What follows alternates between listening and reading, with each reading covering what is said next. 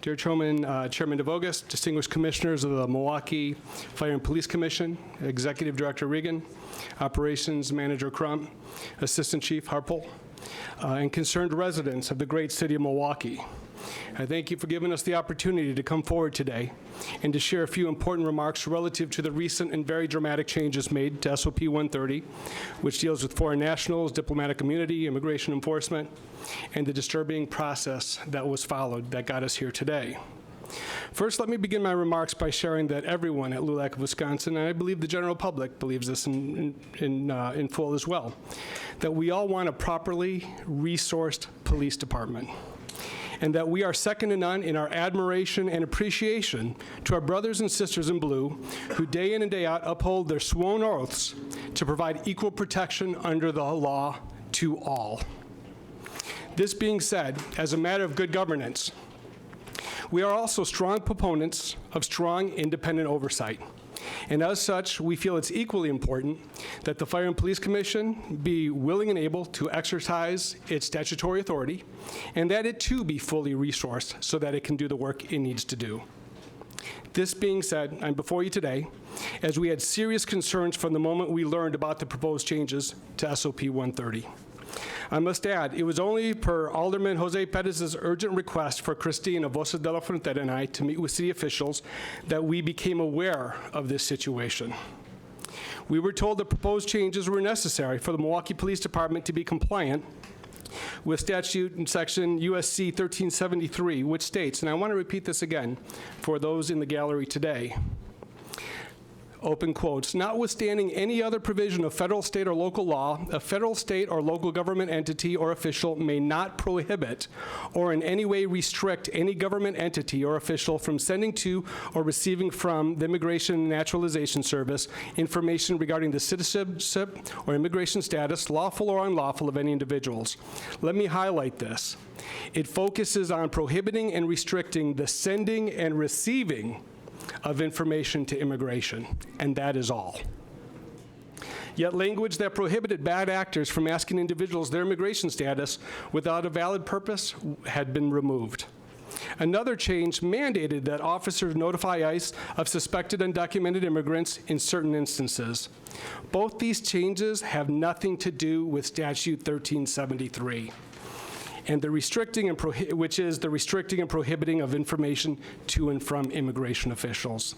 This is why LULAC, Wisconsin, in partnership with Voces and so many others who came out screaming, were compelled to demand the changes that we see before us today. I also wish to make clear that while we worked with all parties to draft the changes that are in the amendments before you, and I want to thank Assistant Chief Harpel for bringing those before you today, it is LULAC of Wisconsin's firm belief that no changes were ever necessary to bring the Milwaukee Police Department SOP 130 into compliance for the grants. I will share with you that we not only ran the policy by our internal LULAC attorneys, but I thought it would be good to get a more conservative impression as well.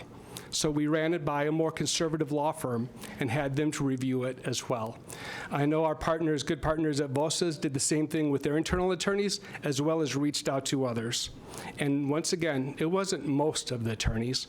It was literally 100% of the attorneys came back and said that there were never any requirements needed to change to become in compliance.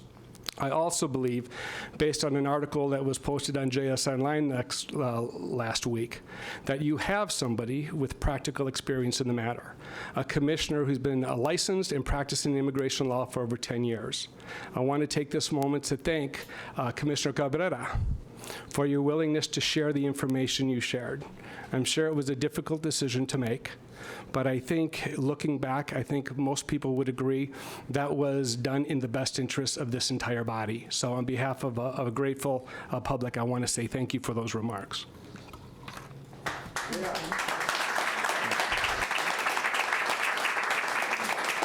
We all want to live in a community where we all feel safe, and this proposed amendment is an important step to doing so.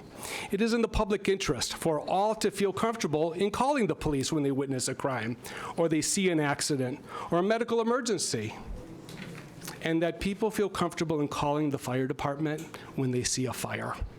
It is in the public interest. We know that where there is mutual respect, trust, and comfort among all, great neighborhoods do bloom. So for this reason, LULAC of Wisconsin fully supports and urges the passage of this proposed amendment to SOP 130 presented today by Assistant Chief Harpel. I do want to acknowledge the mayor's important role here at the end, which helped lead us to a consensus. I want to thank Alderman Jose Pettis for not just representing his district, but the entire Common Council with such integrity. Thank you, Alderman Pettis.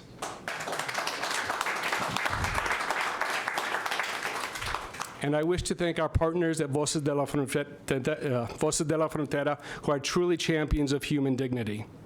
Finally, I want to acknowledge the efforts of the Milwaukee Fire and Police Commission. For I'm not sure that without your assertion of your authority and jurisdiction, that these matters, that this amendment would be before us today.